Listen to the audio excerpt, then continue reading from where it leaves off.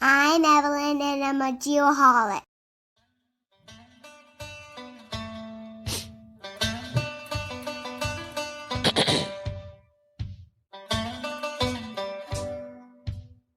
This is your speed, isn't now, old man River, what you doing? I love these guys. Oh, you know it ain't gonna help. Old man River got his hands in the mud. He's looking for gold in the wishing well. How do you not love that? I It just gave me chills. I just got the chills. It's so that good. was such a good intro. So good. Yes. Oops. Let me stop that. There we go. Welcome back, Geoholics, episode 209. 209. 209. Yes, as they say. Good to be here. It's been a bit. We had a week We didn't off. record last week. No, Our we did guest not. got caught in a snowstorm, so we had to reschedule for this evening. Yes. So excited to have her with us. We'll get to the introductions here shortly. Yes, we will. Before we do that, real quick, I got to mention two new patrons. You know, we do have a Patreon thing going on. So for as little as like $5 a month, you can become a patron of the Geoholics podcast. When you do that, we will send you a full Geoholics fan pack. First and foremost, swag bag. the old swag bag, exactly. A couple new ones that we have: David Acevedo and Skyscopes. Oh, nice. Two new patrons. Yes. So I got to make sure we mention them and thank you for their support. Absolutely. Your pack is in the mail sometime. Sometimes, yeah. I mean, I am the worst at mailing. Everybody that has been listening to the show from 5 years ago knows that I'm the worst at mailing. It will get there eventually. It will. Our friend Phil may be taking it via Pony Express. He might. It will eventually get there. Yes, it will. Promise. On that note, let's mention that we do have of course on Spotify, but we also have what is it called? A music library on Spotify? You mean a playlist? A playlist. Boom. There you go. I'm two mezcals in and I already can't remember words. This is great. Yes. So the playlist on Spotify, like 14 hours of music on there. It's pretty amazing. So if you're not already subscribed, please do. Also, other subscriptions you need to be aware of: YouTube, LinkedIn, join our group, join our fan page or whatever, Instagram. Follow us there. Facebook, of course.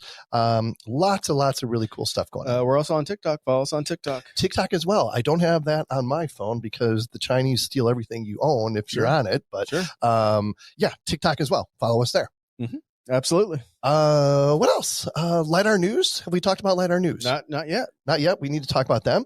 A new media partner. LiDAR News. And they've been doing a ton of promotion for us already, and we're going to do the same for them. And then a new friend of the program. Oh, yeah. You got to mention them. Bid Prime. And I'm almost hesitant to mention them because it is so good. You're just throwing out more opportunities to your competition in the world? Yes. So bidprime.com. So what exactly is Bid Prime? It is like, there's like, SAM.gov and IMS and stuff like that where you can subscribe to them to generate opportunities, right? It could be state, federal, national, whatever opportunities. But one thing that Bid Prime does that's different than all those other platforms is, of course, they use artificial intelligence to like scrape all the different opportunities out there. So not just in the title of the opportunity, but in the body of the RFP and stuff like that. There's a photogrammetry or some LiDAR or just conventional surveying is part of the scope of something else. It'll scrub that out. Exactly. It's pretty amazing. So bidprime.com, check them out if you haven't already, because I hate to say it, but pretty amazing platform. Yeah. It does. I did take a little tour, and it really does a good job summarizing everything. And it's really super easy to throw in some keywords. And I immediately saw some things that I wouldn't have normally found. It's like hitting the easy button. It really does. Yeah. Yep. Other than that, what's new with you, man? Talk about the bracket. You have to talk about the bracket. Yeah, You've got to be so excited in the Geoholics bracket, but my alma mater. I think you've already won the internal. Geoholics bracket. That was wrapped up early, but Well, let's not get too overconfident. Congratulations to both the Wolfpack men and women for making the Final Four. Exciting, phenomenal thing for the Wolfpack Nation and the school, and it's good. It's really cool. They get to come to Glendale, so by the time this airs, it will have already happened. But I'm just excited to be there. It's really great for the program. So cool. At this point, we've won. It's hope, and I'll be there in Glendale rooting them on. Oh man, I might have to go just to experience your excitement. It's one of those things. Are you going to be like a little kid? Oh man, I'm going to be a freaking mess. Oh, it's awesome. Like I'm an expecting dad, and I don't know what the gender is. I'm just going to be so nervous. Did I send you the link to the music fest that we have that they're doing this weekend? No, not yet. So on Sunday. Black Keys are playing. And Glendale? No, they're playing at the Margaret T. Hans Park. Oh, really? Black Keys, Mumford and Sons. I have seen that. There's four amazing bands that are playing that I will be there. Oh. So if you guys aren't doing anything on Sunday. Sounds like a good weekend. Yeah. Speaking of that, what's new with you, my friend? Gosh, not a ton. I was in, where was I at last week? Sacramento for the ASCE California Infrastructure Symposium. Ooh, I know it sounds fancy, right? Lots of good stuff going on there. Amazing. There's so much going on in California. It's ridiculous. There's so much going on in general across this country right now with all the different funding that's coming available and stuff like that. There's so much. That's what when you log into back to BidPrime. BidPrime, there you go. Man, there's a lot of stuff happening in California. Tons going on. So really good event. Hung out with my new best friends at T2 Utility Engineering. Oh yeah. Who was it? Matt, Teddy, Patricia, just some really great people. And these guys are so connected and they introduced me to so many influential people. So it was a really great experience. So thank you them for that. Yeah. Other than that, that's really about it. Tell us about that opening number. That was Camp with 2 A's. Mm-hmm. Song called Great Heights. Camp is an indie folk band originating from Columbus, Ohio, comprised of childhood friends Taylor Meyer, Evan Westfall, and Matt Vinson. Formed in 2015, their music is characterized by soulful harmonies. We just heard that. Heartfelt lyrics and a blend of acoustic instrumentation, including guitar, banjo, and bass. Camp's sound is reminiscent of Americana and roots music, with influences ranging from folk legends like Bob Dylan to contemporary artists such as Fleet Foxes. Since their inception, Camp has garnered a dedicated following through captivating live performances with their sincere and evocative approach to songwriting. Guess where I saw them? At the county fair. Red Rocks. Oh, it was awesome. Amazing. Unbelievable. I just got the chills thinking about it because it was such a cool experience. That's an amazing venue. Love that band for sure. Yep. Where are we at right now? We are this week in the David Evans and Associates studio. Oh, nice. You can find them at deainc.com. Real quick, DEA's philosophy, core purpose, and vision strike a balance between freedom and responsibility, guidance and accountability, economic progress, and environmental stewardship. Mm-hmm. The DEA philosophy is as follows. They find outstanding professionals and they give them the freedom and support to do what they do best. DEA's core purpose, to improve the quality of life while demonstrating stewardship of the built and natural environments, and the DEA vision, to work together doing whatever it takes to be recognized as the best by our clients, employees, shareholders, and peers locally, regionally, and nationally. As I mentioned earlier, to find out more, go to deainc.com. That is a special company. It's a very special company. Mm-hmm. It has a special place in my heart. I'm sure it does. It does indeed. All right. Now, where are we at? We're at the Geomax Weekly Service Pro Tip. Of course, if you want to find out more about Geomax, go to geomax-positioning.com. This is pretty cool. This is a graphic that I came across, and I love this. All right, so this is a graphic, and it's called, and I'm going to describe it because, this is a podcast, but the ultimate formula for success. And it's got some pictures on here and a little bit of formulas here. So it goes like this. Ideas plus execution minus consistency equals chaos. Okay. Ideas plus execution. So far, so good. Minus consistency. Minus consistency is chaos. I agree with that. Okay. So consistency plus ideas minus execution equals procrastination. Does not work. Does not work. Execution plus consistency minus ideas equals routine. Yep. I like it. Doing the same thing over and over again. And of course, ideas plus execution plus consistency equals success. Yeah. That's awesome. That's powerful. That's pretty cool. It really stuff. simplifies it. Yeah. Right? I like that. We could dig deeper into that, but we'll save that for another show. Yeah, let's get our guest in here. Well, we got one more thing, one more bill to pay here. GeoSearch. We have the GeoSearch got something going on again. Huh? The job of the week. So geosearch.com is where you can find them. This week, they are looking for a remote sensing manager at Skyscopes, who I just mentioned previously, based in Arizona. Really? Up at Deer Valley Airport. Yeah. Yeah. You know what? A remote. What is a remote sensing? What are they looking for?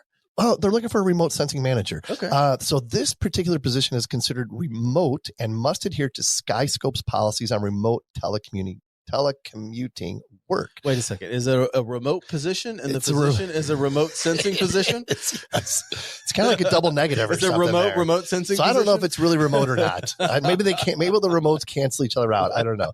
The remote sensing manager will be responsible for overseeing all remote sensing projects within the company remotely. Primary duties will include providing technical expertise to stakeholders, generating project cost estimates, creating flight plans, developing and optimizing processing workflows, ensuring project requirements and deadlines are met, and other related tasks. That's what you got to be careful of, the other related tasks. That's how they get you. It's always the wild card. Ask those questions, guys. This position will have oversight responsibilities, delegating tasks, and leading teams of technicians. This position reports directly to the VP of Geospatial Services. Ooh. To find out more about this remote sensing position, go to geosearch.com. And search remote. Search. Yes. I'm so confused right now. Let's get our guest in here. Let's get our guest in here. Been babbling on long enough. Our guest is, of course, sponsored by Airworks. To find out more about Airworks, go to airworks.io. Right. So we have Jordyn Hjeldness with us this evening. She said to say it fast. A little bit about her real quick. She was born and grew up in Grand Forks, North Dakota. Your Midwest accent comes out when you say Dakota. It has to. She attended Dakota State College of Science, where she achieved an AAS in land surveying and civil engineering technology. She also attended Idaho State University. Go Fighting Lumberjacks. Sioux? Sure. I don't know what it is, but we'll find out here in a minute. Where she achieved a BS in land surveying and geomatics engineering technology. Hobbies include collecting. She collects a lot of stuff: rocks, insects, animal bones, feathers. Lots going on there. I guess plant propagation, longboarding, billiards, darts, snowboarding, crafting, painting, all the fun stuff. Man. She's like the perfect woman already. She's passionate about networking, experiencing the ambiance of happiness when someone is sharing what they know and enjoy, and being able to foster that for others. This is deep stuff already. Really is. Jordyn, welcome to the Geoholics. Thanks for being here. Yeah, welcome.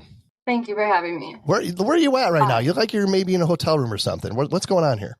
I am in Somerset, South Dakota. I am in a hotel. I've been in a hotel for about a month, hiking and working at a restaurant here, and just hiking with my dogs. It's my dogs and I. That sounds amazing. Yeah, it really does. I wish I was hiking with my dogs right now. Yeah, in somewhere north. Somewhere north would be great. Yes, that'd be amazing. So before we get going here, we have to ask you this week's Trimble Geospatial Icebreaker. So here we go. What do you consider to be one personality trait that makes you successful?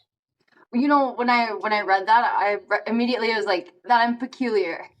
Peculiar. Okay. Yeah, just like different, unusual. I don't know. Even starting in Rapid City here, a girl the other day was like, Jordyn, leave. Because there was we were busy. We had silverware to roll. We had, there's just a lot to do. So I just kept going. She's like, other people need stuff to do. And in my head, that just doesn't make sense to me. That's not a thing. It's like, well, they're busy doing stuff right now, and I want to do it. Or being eager to learn, I guess, too, that I'm just like, I genuinely want to know what you know. So interesting. What about I'm curious, what's your answer to that question, Ken? Oh, haven't we done this one recently? The personality trait. I don't think we have. I don't think we've done this one before. Not this one exactly. It depends who you ask, right? It's not a survey. It's what? Well, how about this? We'll make it easier. Yeah, I'll do you and you do me. Okay, go right ahead. I think the personality trait is enthusiasm. Enthusiasm. I like that. Mm-hmm. For you, I would say stubbornness. Oh, right. On point. Oh man, let's get to know Jordyn a little better. So, growing up in Grand Forks, how did that shape your perspective and interest, do you think? I don't know if it's necessarily Grand Forks that did it. It's pretty flat there. Which, I mean, that actually doesn't matter because it's beautiful. Mm-hmm. North Dakota is absolutely beautiful. The fields, and you see like all the crop lines when they're tilled or during harvest. It's really pretty. It's very pretty. But my dad always made us be outside. We were outside from sun up till sundown. I remember one time I was like, I just want water. And I just wanted to go inside. Can I just go inside to get some water? He's like, no, I'll bring you water. Go play. Play. And we were camping a lot and digging. My brother brought up the other day us like digging for slugs. Love it. And just that's awesome. And then there's like the Red River too. So we're always outside. We're kayaking on the Red River or swimming or whatever it is. I think there's a lot to be gleaned from spending a lot of time outside.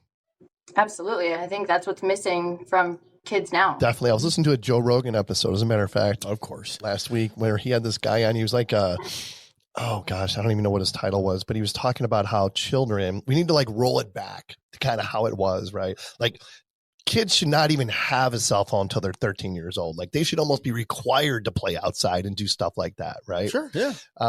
And I totally agree. It's just going to be such a massive undertaking to try to roll all that back at this point. But it is missing, just like Jordyn said. There's no doubt about it. I don't agree. How about Evelyn? Does Evelyn get out and play?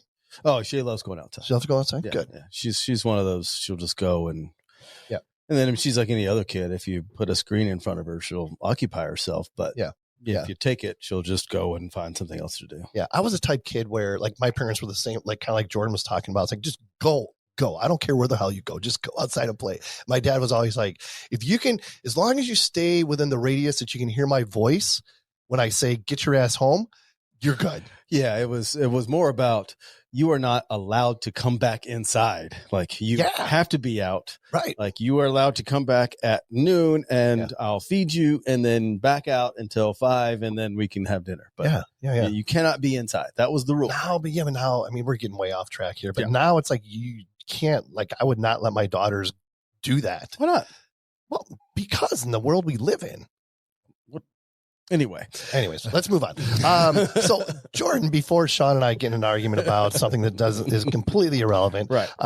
What drew you to a career in surveying? Like, what drew you to go to school for surveying? Well, I actually went to school. I wanted to go to school for civil engineering. That was my main goal. And North Dakota State College of Science is like a 2-year school, normally 2-year program.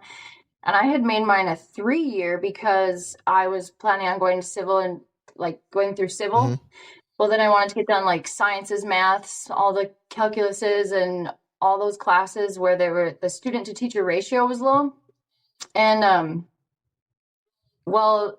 this guy I was dating at the time, his dad had a heart attack. And so he's like, well, I'm going to move to Wahpeton, North Dakota, where his parents lived. And I said, well, I'll move too if there's a school. And so NDSCS is in Wahpeton, and they had it was land surveying and civil engineering technology. And so I had no idea what land surveying was. I was just like, well, another notch in the belt. Like, let's figure it out. Let's see it. Maybe I like it. Maybe I won't. And so then I did an internship with the company that I just left. I did my first internship with them. My boss, who has like become my mentor, my main call for surveying things. he goes, you know, Jordyn, I think you should really, really double think being a civil engineer because you're gonna bash your head in the computer, and you know, just I need to stay active. And he's like, and the people in the office are gonna hate you. Like, that's awesome. So then I afterwards when I graduated, or it was actually prior to graduating, I was kind of looked into it, and I was gonna tour Bozeman for civil engineering, and for one of my final projects with ArcGIS, I went through and I went through all these colleges that had land surveying degrees and civil engineering degrees, and I pulled out their student to teacher ratios, their graduation rates, their placement ratings afterwards, everything. I literally looked through every single thing for schools and threw Idaho on there because I didn't know that you get your bachelor's in land surveying. Threw Idaho on there in my trip, and we just my mom and my two nephews and I, we did a big loop. So we went Bozeman down to Pocatello, and then swung back up. We have an office there. That's where you do. Yeah. Are you looking for a new opportunity? If you ever need work. Hey, it's not that kind of show. Hey, contact GeoSearch. Yeah, contact GeoSearch. It might be listed on there. Oh, that's so funny. So where are you going with this? You've been working in surveying, right? You're kind of in between jobs right now. You're starting one here in the very near future. Where are you going with this land surveying thing? I want to survey a volcano one day, or for like any amount of time. So honestly, I'm just here for the experience of it. So the reason that I have this 2-month window is because there were a couple conventions and a couple vacations. And I didn't want the company I was working for to have to pay for those weeks off just for me to leave. She's a good person, and I didn't Sean. want this new You wouldn't do that, leave. Sean. You would not do that. Well, she's a good person. How did I get that reputation? Jordyn, please continue. Thank you, Jordyn. Yeah. So I called up my old manager and I said, hey, where can I work? Like bartending and waitressing. I bartended and waitress for like 16 years. And he's like, well, pick a Sickies. And I have a friend close to Rapid City, South Dakota. So I picked Rapid City, and I'm hiking. When I start this new company that I'm going to work for is rerouting the Red River in Fargo. It's a 30-mile reroute over around the entire city. And so I've actually been networking about that one and making sure that if I went there, I was a very valuable candidate through LinkedIn and, things like that. I went through and connected with everybody. Yep. And it's cool. LinkedIn is a really powerful tool, wouldn't you say? Absolutely. Absolutely. Yep. So the project you're talking about, is that the Fargo Moorhead Diversion Project? Absolutely. And the company you're going to, that's the project you're going to be working on. Right. And the company that I'm going to, they were put together only for this job. Oh, that's cool. That's cool. Yeah, it's a massive project. Yeah, I've heard. It is. Very cool. It is. I'm excited. There's so much dirt. I drove past one of their structures, one of the aqueduct structures, and I literally turned the vehicle around. I went and did a loop, and I parked next to it because it's so big. And I was like, this is so beautiful. And the amount of dirt they're moving is insane. It's just crazy. It's really cool. You gotta be super excited to work on a project like that. That's like one of those career-defining projects, at such a young age. That's right. Amazing. Absolutely. Yeah. So, what do you? What? Where are you going here? Where am I going? Where should I go next? Because I had a thought in my mind that I was going to go a different direction than the direction I should go, and I caught myself. But I'm going to go the other direction anyways. Do that then. When I was in Sacramento last week, I heard this presentation about these offshore windmills. Basically, these things are freaking. They're taller than the Golden Gate Bridge. They are massive. So they're constructing or assembling these massive pieces of these offshore wind apparatuses in the ports, and then they're putting them all together in these ports, and they're towing them out to sea. Basically, yeah, it's insane. Okay, good point. All right. Is that a never question, mind. or you just Let me couldn't come get back. that? Let me get back to Jordyn. I don't know why that made me think of that. I don't know. I don't know either, but Yeah, it obviously left an impact on my brain. what I do have to ask a question quickly before Kent figures out where he's going next. Where is the closest volcano to you?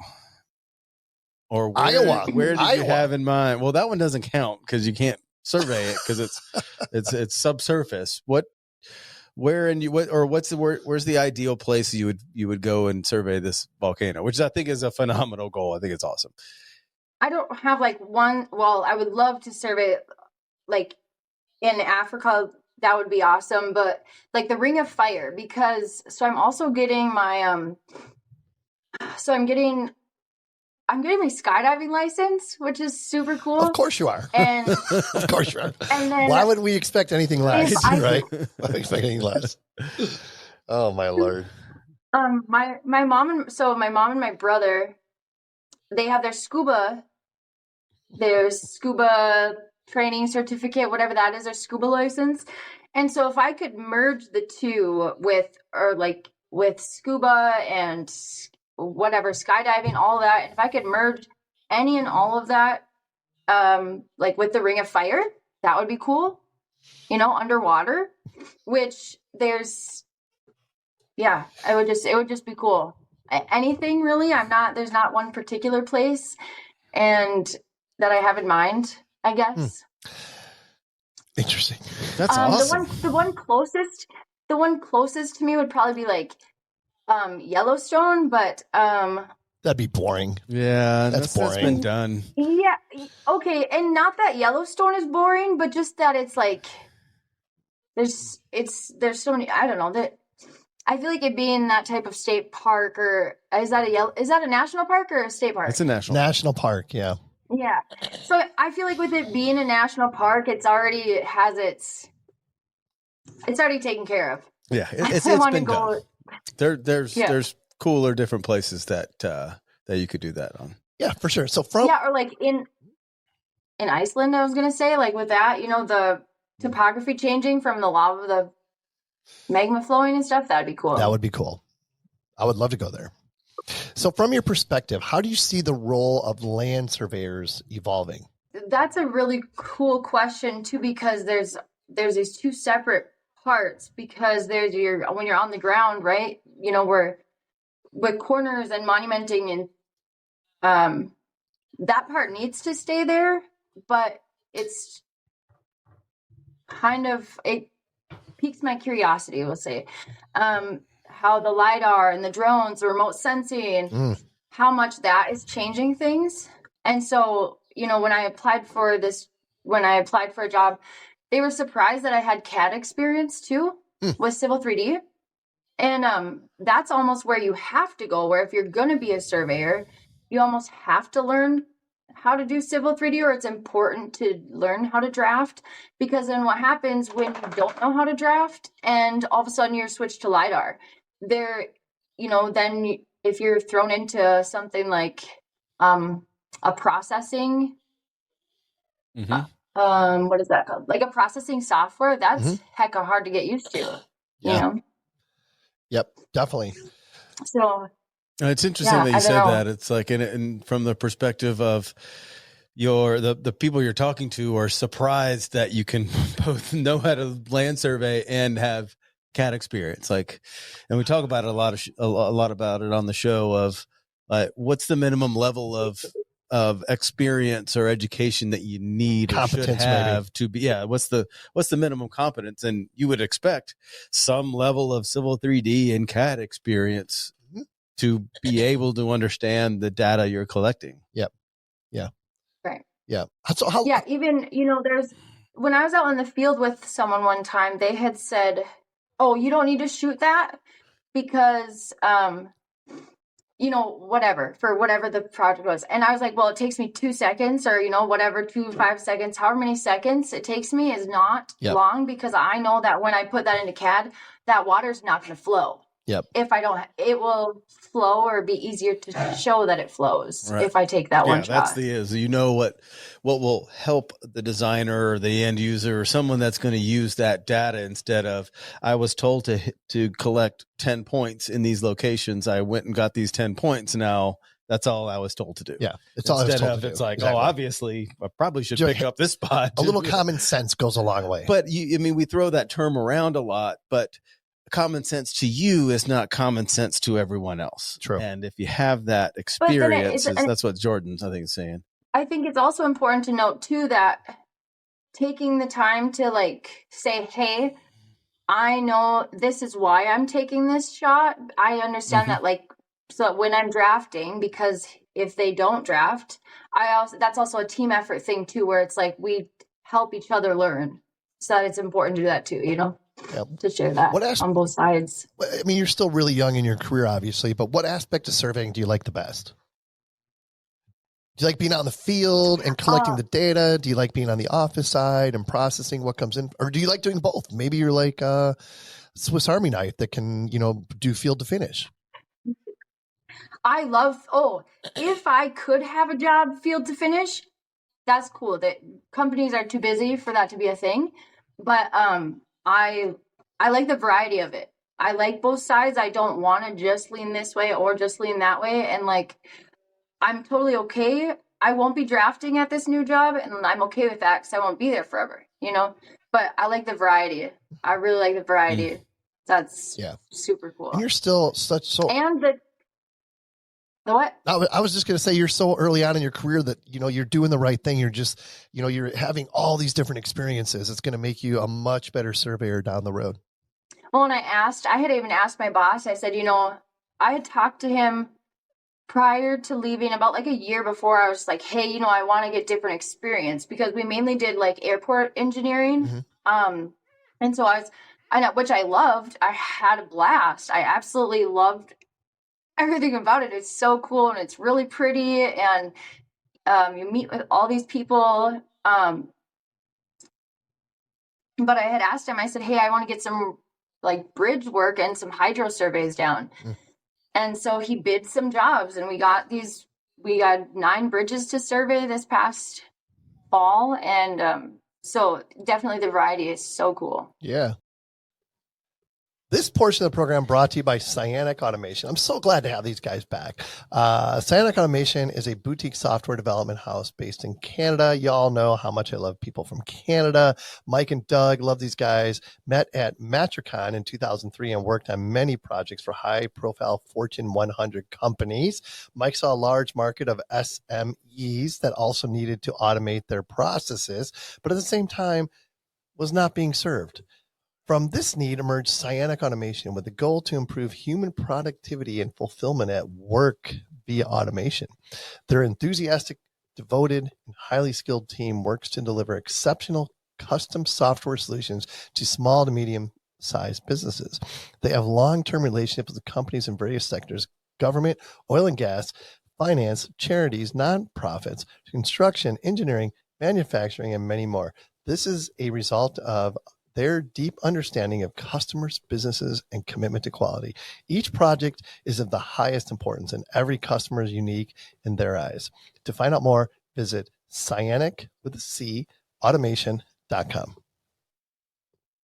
Yeah, and I think it's important to get those different experiences in order to make you well-rounded. I can think about early on in my career when I was just kind of getting started. I started out doing just massive retracement surveys, right?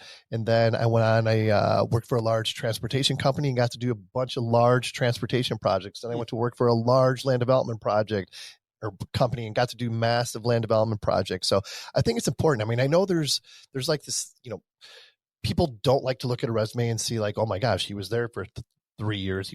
They were there for 4 years, whatever. That's not true anymore. That's where I was going with that. I don't think that's true anymore because I think that shows that you're well-rounded. Well, maybe not like yours. It's every 6 months, but I'm saying a good well-rounded one, every 2 to 3 years, you're on the big projects that should last that long. And then you're not stuck in the same one where all you do is a small survey. Yeah. Go field to finish. I think it's priceless to be able to get that experience. Oh, sure. Yeah. Okay, let's say my boss had said, go ahead. I'm sorry, real quick. My boss, before I left, he said, I'm sorry it didn't work out here. And I said, what do you mean? It definitely worked out here. I've been here for 5 years. I did 3 internships and then I've been here for 2 years full time. Like, that's definitely working out. That's working out. I think that's absolutely 100%. 100%. So you mentioned your mentor. Was that your boss at your previous company? Or is there somebody else you want to talk about? Well, one of the things you had sent me was, advice for finding a good mentor. And I literally just put having many. Mm-hmm. But earlier when I was talking about my boss from the company I worked at prior. And he was the one who was also, I worked with him. He wasn't my boss right away when I started. So the first summer that I worked there, I worked with him every day. He was my crew chief, I guess. But yeah, and just, yeah, kind of like a big brother almost. It's kind of cool. Yeah. It's pretty cool. Yeah, I think you'll agree with me. How important it is to have a mentor like that, especially early on in your career. It kind of sets you on the path for success, right? Absolutely. But then also gives for me, it was giving me confidence to ask certain questions, but then also confidence to hey, you're not, if you mess this up or this or that. I break things. I bent a GPS pole. I bent it on the job one day, and I was freaking out. I'm like, I'm gonna get fired, blah blah blah. And so just the being able to be comfortable to be like, hey, I called him right away. I was like, I muffed up. This thing is like this. It should be straight up and down. Yeah, and but that's an interesting response, though, because I've never heard anyone say about all the other things about guidance and having the wisdom and all this. But given the ability to ask or be confident to ask questions, not only confident but comfortable. Yeah, exactly. Well, to feel that you can, yes, and which is huge. Which is the whole idea, without being judged. Yeah, exactly. Or criticized. Yeah, yes. yeah. I never heard that. But perspective. I was definitely judged and criticized. Oh, well, that's always going to come with it. But I was just talking to somebody last week when I was in Sacramento about mentoring, as a matter of fact, and mentoring is a two-way street, right? I mean, you look to somebody to be your mentor because they have 30 years of experience or whatever, right? Well, at the same time, that person who is your mentor is receiving mentoring from you as well, right? If in the perfect mentor-mentee relationship, that's kind of the way it goes. Yeah, inadvertently. Yep, 100%. I had one time I said, it was that first summer. We were working on a DOT job. It's 17 miles that was complete reconstruction. And my hand, but mind you, my hand was this big. So my hand-eye coordination was absolute crap. So I was bashing my hand more than the hub. Yeah. My hand-eye coordination is great now. But I asked him, I said, well, why did you do that? And he goes, well, what do you mean, why did I do that? And I was like, no, I genuinely want to know what your brain did to get to that. Why did you do that? Yep. And yes. And I know that I call him with a lot of questions that he's not prepared for. Sure. So yeah, that back and forth is good. Yep, definitely. I know one of the things you're very passionate about is just being involved in the profession, whether it be at the state society level or the Young Surveyors Network. Talk about that just a little bit. When I didn't know what land surveying was, and it's the coolest job ever. We literally have, if you like to be outside, the only common thing between most of us that went to school was that we like to be outside. Our hobbies, it's the icebreakers. Where are you from? What's your name? How old are you? Blah, blah, blah. I like to be outside. Yep. So if you like to be outside, this is a great job for you. But the thing is that kids who love to be outside don't know that digging in dirt for a living is a real job. That hiking and seeing these things and being on a boat with an echo sounder, that is a job. I had no idea. And so that's where I think getting into these state societies will create that sense of community. So a person's average life expectancy goes up by 14 years if they have this sense of community. So at our state convention, I brought bags, right? Cornhole. Yeah. I don't know. So like I brought some of those and put together like a height and distance judging competition, and that type of interacting lets me know that me surveying a volcano one day can be done. And like someone networking, right? Like I networked with people from NSPS, and they brought up get kids into survey. And so like that's cool. Those types of the posters that they have, and bring those to kids so that you can be like, hey, here's, why is the street not working? Why, what happens when a pipe has a leak out in the ocean? Like, these are jobs that we get to do. And it's a mathy, like nerdy thing, but still a muddy thing. That's cool. So 100%. Yeah, I don't know. It's what? I agree. Well, I agree. I'm curious, have you worked on your elevator speech for getting kids into survey, or how you would convince or talk to a group of high school kids about, like you just said, if you love getting outside, this is the job for you. Like, do you have that? We were always interested on everyone's elevator speech. How would you sell it to a class of kids? Yeah. Or when anybody asks you what you do, what do you tell them? I either say I make maps, or I say I play in dirt, or I tell construction crews where and how high to put things. Yeah. But like with kids, I think the main thing, there was someone who got my, so a friend of mine got out of the Navy, and he's just kind of like, there's this commonality, seems like, with friends of mine who are done with their, like, they sign for 4 years or whatever that is, and then they get out and they're just kind of like floating. Yep. Well, I had asked my boss, I said, can we do a job shadow?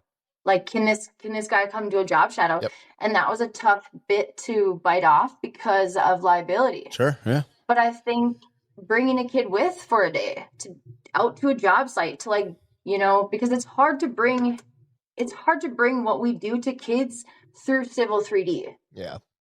Because even though you see it on Civil 3D, like, yeah, it's cool, and the drones are cool, but what about the kids who don't want to do the drones things? They just want to go outside and hike and find bearing trees at, here or there. So I think that if that could be an avenue to, like, open that up, where it's like, hey, you know what, bring that class with for a day. Yeah. Have them, like, sit on the side, and maybe you can't be where the construction crews are necessarily, but to be like, or to dig for a corner monument, a section corner. That's cool. Kids want to see that, like a jackhammer, Yeah. That's fun stuff. So I think it's important to, like, get hands on in the field. Yep. NDSCS has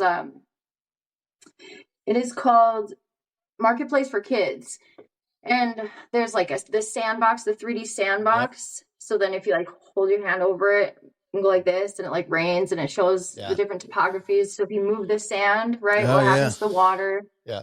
And so that one's a great catch. Kids love that one. Yeah. But even then, that still doesn't show what we do. Yeah, that still almost seems like it's like a play set. This came up with my family was here this weekend, and my nephew is 16 and is interested in AutoCAD, and was like, oh man, can I? Or my sister, his mom was like, yeah, I want him to get out and get outside, and can he go to a job site and see some surveying? I'm like, yeah, no, I can't quite do that because you're 16 years old. I can't just send you out on a construction site. Yeah. But that's what, I mean, if there is an avenue, and I think Jordyn sums it up well, I mean, if there's an avenue to get these kids out there and actually see it and get their hands dirty and dig the dirt and see it as a profession, more than just some guy talking to them in a classroom and showing them something on a screen, I think that's going to carry a lot more weight. A couple things that come to mind. Say if you can't, like, say if you can't, like, bring them on a field trip, right? Something an idea I had was, say you can't. Okay, well, I'm going to come to you and I'm going to ask the kids, all right, we're going to build a shed together, right? We're going to build a shed. So what do we need? What happens if it rains, right? So it needs a foundation, right? So this is where you pour that foundation, So then to show them on AutoCAD, on Civil 3D, to be like, hey, here's a square. This square, we're going to put it on the ground. and then to like show them pulling coordinates, you know, to be like, so then we can go in here. It tells you where everything is and how high it is. And then to go bring them outside to, you know, put 8 stakes in the ground and be like, this is what we do, just on a grander scale. Yeah. And that's I'm glad you brought that up, because that's one thing about surveying. I think the biggest lessons are learned by doing it. You know, I mean, obviously there's value in sitting in a classroom, but actually the hands-on part of it is where things really start to click. Yeah. And it's one of those unique professions where a lot of it is hands-on doing it. 100%. It's not something that you can just say, hey, you sit here and do this. It's like, I can't describe it to you. I have to show you. But then how do you show the kids? And it's true. Yeah. A couple of really cool outlets that came to mind while we were talking about that is the GeoBus. I don't know if you were you. I don't know if you were part of the show. I didn't go with you on were you part of the show back with Tim Hawthorne? He started the GeoBus like 3 years ago. You saying about it, but yeah. So he literally got like, I can't remember all the details, but he got a bus donated to him. He was in Florida and he turned it into the GeoBus, right? The outside was painted super cool, like all this shit, you know, like drones and everything, you know, geospatial related. And then inside he had what you were talking about, Jordyn, one of those like the 3D sandboxes and just all kinds of interactive things for kids to get introduced to this stuff. And he would drive this bus around to grade schools and middle schools and stuff like that. So there's some really cool things going on like that. I know he was thinking about like franchising, you know, like after interviewing him, I was like, oh my God, we are going to be the West Coast GeoBus people or whatever. I don't know, but it was so cool. And now he's got one like in Haiti or something. I mean, it's nuts what he's doing. I'm pretty sure we can come up with a permission slip that covers our liability to get a bus full of kids out and show them how to survey. Oh, all right. Well, but on that note, though, even like the Boy Scout surveying merit badge, that's another thing. Yes. I mean, it's out there and it is so cool. And it's such a great way to introduce, kids to surveying. Well, only half of them. I do think, and I think only half of them. I think it's important to stick with kids too. Yeah. I think it's important to stick with kids because, like in high school, because when you're middle school, even middle school high school might be too late because you're a lawyer. What do you want to be when you grow up? Well, you want to be a lawyer, a doctor. Those are your only ways to go. That's the disconnect, though. That's the disconnect. I totally agree with you. There's a gap right now, right? I mean, there's Get Kids into Survey, which is great for like the elementary kids, right? And then there's not really anything after that. And that's where we really need to work on. You know, it's like I've told like Trent Keenan this and Elaine Ball for that matter. It's like we need Keep Kids into Survey. We have Get Kids into Survey. Now we need Keep Kids into Survey.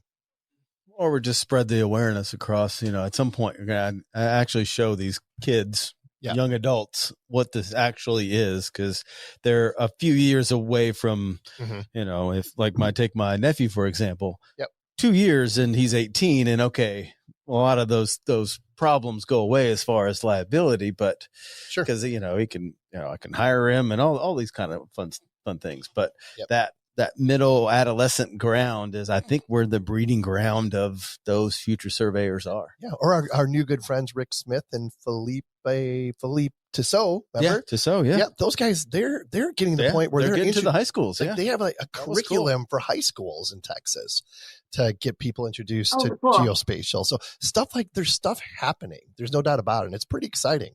That's cool. I like the high school class thing. Yeah. That's awesome that's got put in there. That's cool. Huge. Absolutely huge. What do you think are some common misconceptions people might have about surveying? People either haven't heard of it or else they think I'm a landscaper. Yep. That's why I stopped. I asked you or Sean asked you about your elevator speech earlier.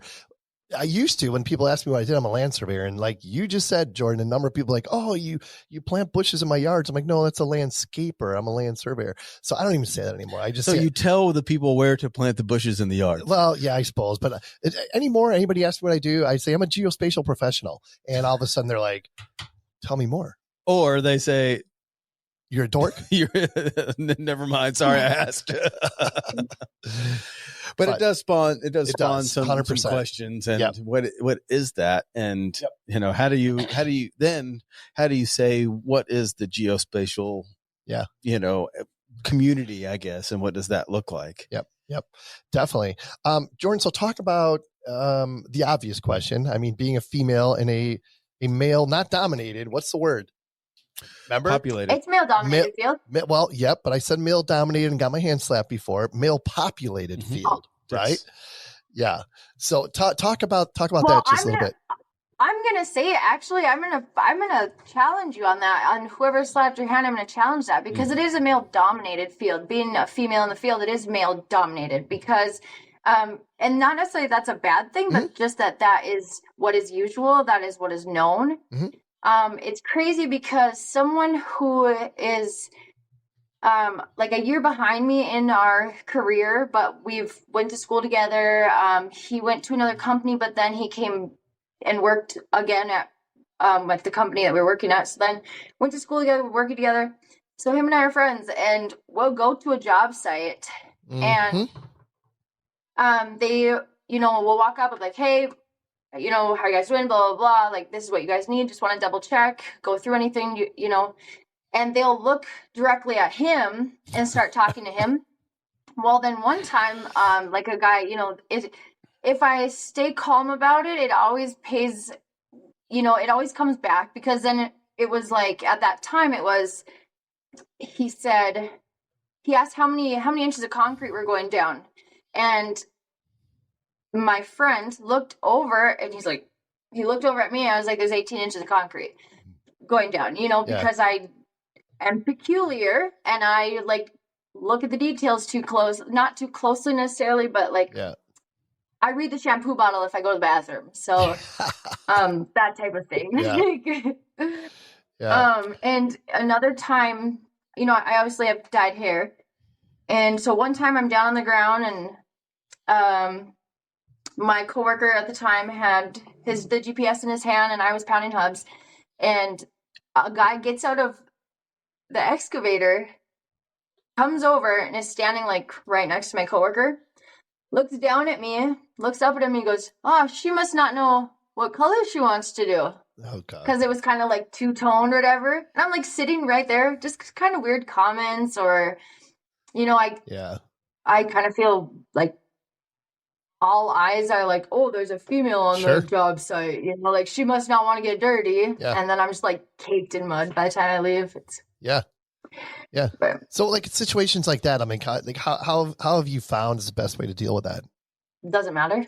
Like that it being like that doesn't matter. There hasn't been like, if there's someone who's a-hole on the site, I'm not normally the one that like is affected by it, or if it's not just me, you know what I mean? So there is that like weirdness there, but it's always with the people we're working with, right? It's not necessarily ever a surveyor. It's never another surveyor that cares I'm a female, ever. Yep. And we go to our state societies or like the national societies, there's females there, there's lots of female surveyors. So it's always the construction crews, or whether it's, people are doing dirt work or what have you. So most of the time we're first ones in, last ones out. And like, the times that we are there in between, we're not there long. And I'm glad that we kind of work solo. That's nice too. Or like on 2-man crews. That's nice. Two-person crews.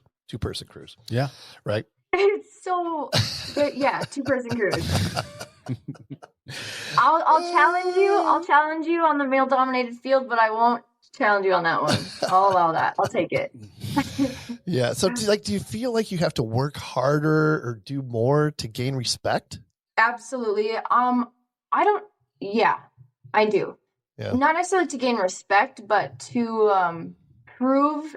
I almost feel like I need to prove that I do know what I'm talking about when I go to a job site, which sucks because I'm the first person to say, I don't know what this is. Can you teach me? Because I want to learn. Yep. I'm the first person to. So to feel that way kind of is different. It's almost like like, hey, the idea is I'm a tech person. I'm a math person. I like shapes and sizes. I can tell you all about a triangle, but what have you. But just to be. Well, it sounds like what? She must not know. It sounds like you have to prove legitimacy, not respect. There you go. People should and typically there you go. Generally give respect, but it's like the situation where she looks at the dude, assuming he obviously knows the dimensions, and Jordyn he should have been going to her, and obviously he's going to go to the dude first, and that's unfortunate. But the one thing, and we've talked about it a ton, I think it's a generational thing. For sure. Sure. Oh, yeah. Right. Yeah. It's a generational thing. Well, that and the profession too. Sure. There's no surveyors that ever will have any problem with male or female surveyors, because it's a community where we just need more of them. It doesn't 100%. matter who you are or where you came from or any of that, but it's the profession and that generate, and also the older generation. Yeah. It's just different, and some people can't handle change. I think it's like generational stereotypes. Sure. It's unfortunate, but it's the world we live in, right? And the good news is, I think I know there's more females getting into the profession of surveying, which is good. And that's as a result of, the effort of a lot of different people, of course. But I think we're trending in the right direction. Would you agree, Jordyn? I do. Well, and I do. And I think that with the generational thing, it made me think about that. I just lost I've looked at this and I saw landscaper on my sheet. The notes of landscaper got distracted. But I think it is going in a good, there's definitely a demeanor of surveyors, because if you go to other professions, we'll say that, if you go to other professionals' conventions, everybody from that profession, you can tell these people are these people. There's, if you go to, say, a chef convention or something, like there's that personality type where you're like, oh, you're definitely a chef, Yep. And same with surveying. There's definitely that, which is super cool. And so I think that demeanor that we have, and that we all kind of, it's laid back, and I'm going to, I'm wear a beach shirt. I don't know. The surveyor demeanor. It's cool, I love because that demeanor is not judgy. I love it. The surveyor demeanor. Well, I mean, it always goes into the category of these are just good people, and generally salt of the earth, generally typically. decent people to be around. And I think it all goes full circle, because usually the people that get in this profession are the ones that like to be outside a lot as a kid, and are very grounded human beings, and have that kind of experience, and just have learned not to be an asshole. And that's it's easier said than done. So. Well, most surveyors are assholes in their own way. Yeah, right. Well, because we're all serious. Like we're particular. Yeah. You definitely do it, And we have to deal with engineers and architects all day. So that's part of the problem. Yeah, it's the engineers and architects problem. They're the engineers issue. and architects make us assholes. They cause the jaded surveyors. Yes. If it wasn't for us, you'd just be happy, prancing along, surveying doing rainbows, and everything would be just fine. Surveying rainbows totally and volcanoes. Right. So Jordyn, I'm curious. There's a note here about some lessons learned, and I'm more curious about what advice. We asked this to pretty much every female we've had on the show. Like, what advice would you give to an aspiring female surveyor, or someone that would be getting into the profession, male or female? Just to go full force. I don't know, just to not hold back, or we're already so self-hindering just as humans in general. And so just to, we're so self-hindering. And so then when other people, if I were to take it personally, when that guy went up to him instead, that could have switched my whole career. I would have been like, I don't want to do construction anymore, construction staking, right? Or I don't want to do this. And then that is also adds a lot of grace too to any other experiences that you do have, because I can still network with that man, and our company can still work with that man, and we can still do business, and we can we can still help each other get the job done, and, be able to tell people when we drive by, hey, I helped the drainage there. If we continue to just brush that off, I'm already going to challenge myself enough. I don't need anyone else to. All right, Geoholics, got to introduce a new friend of the program this year, Aerotech Mapping. Aerotech Mapping has been supplying high-quality geospatial solutions, services, and support for the AEC industry since 2002. They've completed projects across the U.S. and abroad using the latest technology and resources combined with a highly educated and experienced staff. They specialize in large-scale, design-level photogrammetry for a variety of sectors within the AEC industry, including aviation, transportation, energy, commercial development, mining, public works, and wastewater, just to name a few. Their mapping is produced under the direct supervision of an ASPRS certified photogrammetrist, and they've invested in the latest equipment and technology to ensure that they meet their clients' challenging demands. At Aerotech Mapping, they take great pride in the work they do, all created by an amazing team of professionals. To find out more, visit atmlv.com. So you're going to go to like the civil engineering school and just stand there and be like, hey, by the way, there's a whole other thing going on over here that you may not know about. Yeah, 100%. Well, and that's why I think too, the whole thing with like my friend from the Navy who got out and wanted to job shadow. I think that's another thing too, is that I think that most people to get into surveying have to start doing something else and realize they don't like it too. You know, like if you don't start out knowing that you want to be a surveyor, try something not like it and be like, nothing's working for me. I'm like, let's go outside. Yeah. Let's go outside and play. Yeah, yeah. So besides working on this really cool Fargo Moorhead diversion project, what are you excited about? Just in life or for, oh, okay. They're one and the same, I'm Jordyn. just excited for, so I'm just excited for all of the experiences. You know, there's a saying, and it's watch carefully the magic that occurs when you give a person just enough comfort to be themselves. Right. I love that.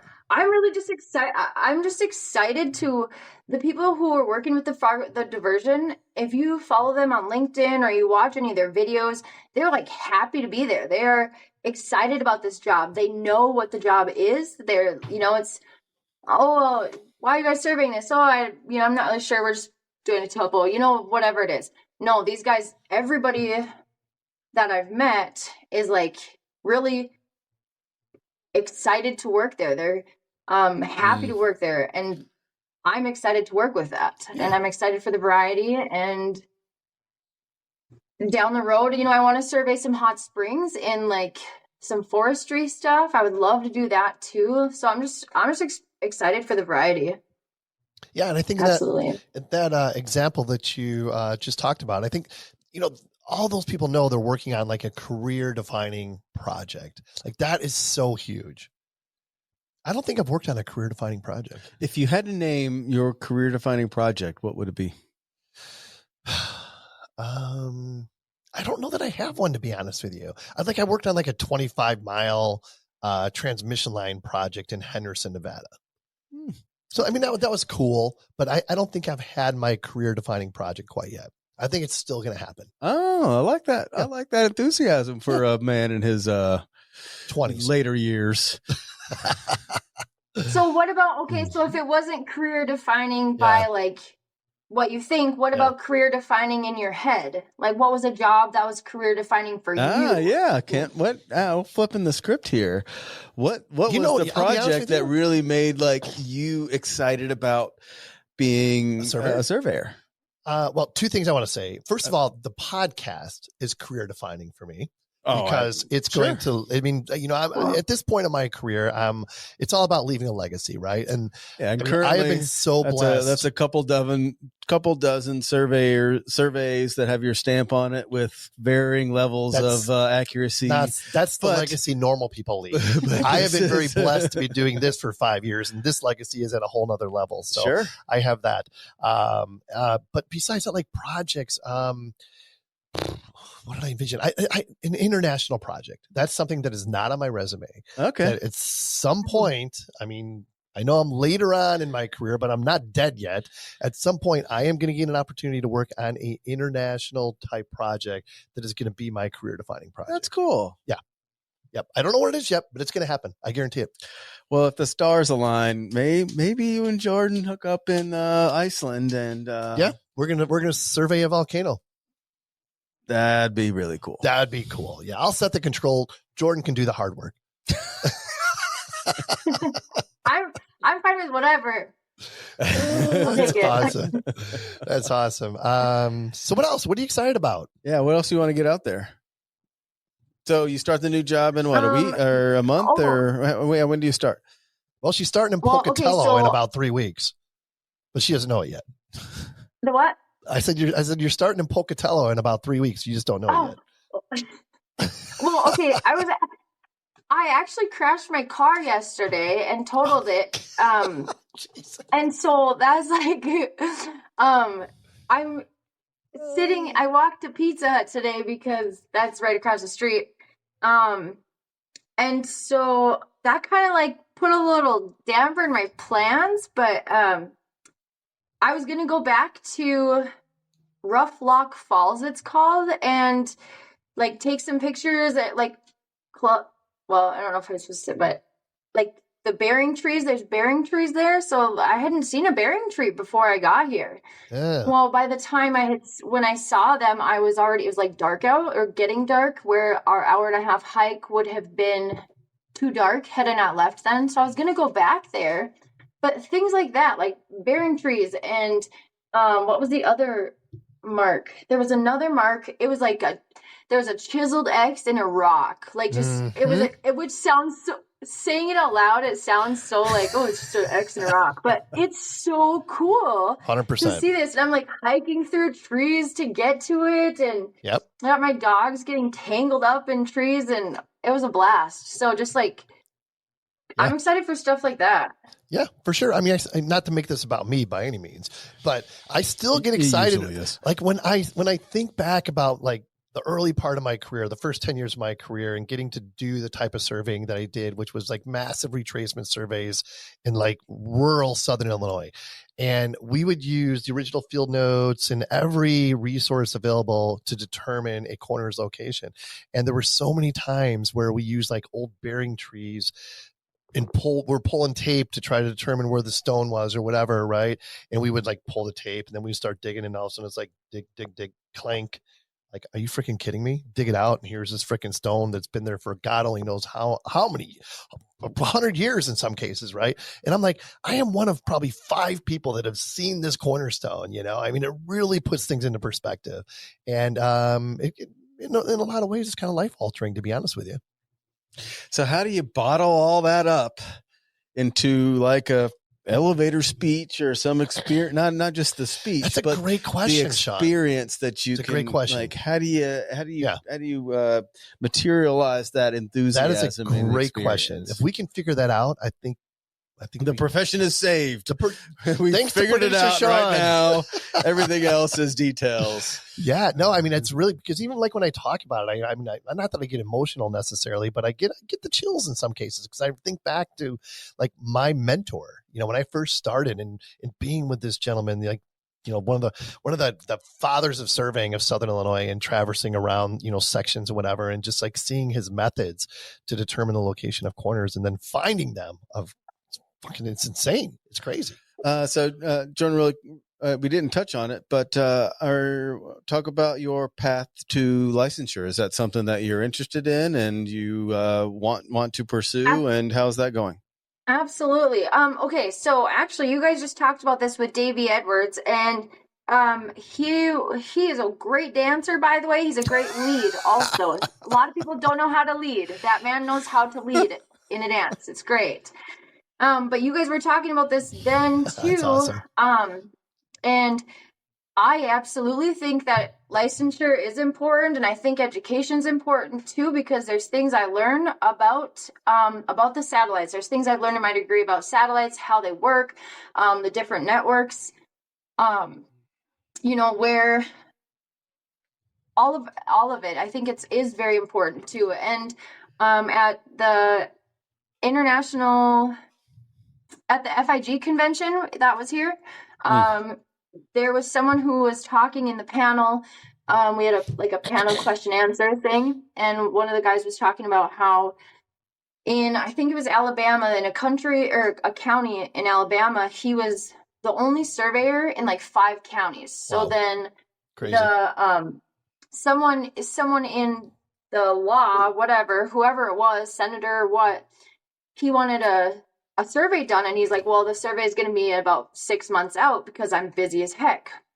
Senator goes and changes the law there so that you don't need to be licensed to leave to like do it. Wow. So his survey could be done when he wanted it done. Crazy. Talk about And so- talk about dysfunction. It was faster to get a new law through the legislature than it is to find a registered surveyor. That's insane.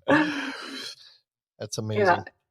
So I actually failed my LSIT, and I was weird about telling you this. The word failed. Good for you. That is freaking phenomenal. Which we part? are proud of you for failing, taking and failing. We are taking the shame out of failure this year, and that is awesome that you did, and you should be excited. The word failure should not even exist. There's got to be another word. It should be. I took it, and I'm going to take it again because it was so much fun. There you go. I like that. Yeah, well, nobody ever asked, well, how many times did you take this test? No, I don't care. Nobody ever asked that. Yeah, there's not a rate or a pay scale for registered land surveyors that took it 1, 2, or 4 times. No, does not matter, and nobody cares. Yep, and good for you. And then it just teaches. It's more to learn. You know, this is where I need to improve myself so that I can be better for the profession, so I can share my elevator story a little bit better. You know, and know what I'm talking about when I'm laying stuff down, and know where my expertise is not also. So, Sean, do you think there's a way that we can bottle Jordyn's enthusiasm and sell it on our website? Yes. Can we do that somehow? We've been talking about the Geoholics Marketplace, and this would be like the top seller. Yes, it would be the top seller, no doubt. All right, we got to let you go here, Jordyn. But before we do that, we have a question we ask everybody. Do you have a mantra that you live by? She's excited to answer, I can tell. Well, because when I was at NDSCS, right, my networking thing that I'm like super big about LinkedIn, and I'm trying to go viral on LinkedIn, and I have all these funny videos on there. So please, thank you for reaching out to me, but that's so funny. I made this little business card when I was in school. Oh my gosh. And it's got contours on the background. So cool. And a compass. Yeah. But it says, I put this on there too. It says, I find that the harder I work, the more luck I seem to have. So I thought that was cool. 100%. I agree with that. Yeah, it's really hard to argue with that as a mantra. If you work hard, good things are going to happen. There's no doubt about it. Good things are going to happen. Put your head down and work hard, and things usually figure themselves out. Real quick, Jordyn, before we let you get out of here, talk about the importance of, especially from a young surveyor's perspective, of your personal brand. Yeah. People like me better when I'm just myself, I guess. I don't know. And the thing is too is that so my Wi-Fi name is having a hard time connecting. The one on my phone is connection loading. My Reddit is connection issue, because I have this weird feeling of where I don't feel like I connect or this or that. But the thing is that I feel like I over connect with everybody because I'm just myself, right? And then the people that I'm not supposed to connect with weed themselves out because they're supposed to go be chefs. I'm not supposed to network with you. Or geotechnical engineers. Same thing. Yes, in your case. Right? You're a ground prober. Oh, man, that's awesome. Anything else you want to get out there, Jordyn, before we let you go? This has been amazing, by the way. I just want to say thank you. I just want to say thank you. And cool. Yeah, absolutely. It's been great. Time for Kent to cue the music. Boom. Oh, wait. No. I do have one more thing. By and by. You can go ahead. Go ahead. Hold on. By and by and All the Debts I Owe by Camp. 2 great songs. I do like All the Debts I Owe. Amazing. All right. Well, thank you, Jordyn, so much. It's been great. Yeah, it really has. We appreciate you coming by. All right. Adding value and making friends. Check the box. Check. Jordyn's our new best friend. Right? For this week, right? No. Forever. If anyone would like to be a guest on a future show, shoot us an email at info@thegeoholics.com. Camp. Great Heights, available everywhere. Love this song. Until next time, everyone, land surveying is the coolest job ever. It is. I'm proud to have the surveyor demeanor. Don't be self-hindering. Most importantly, Be safe and healthy.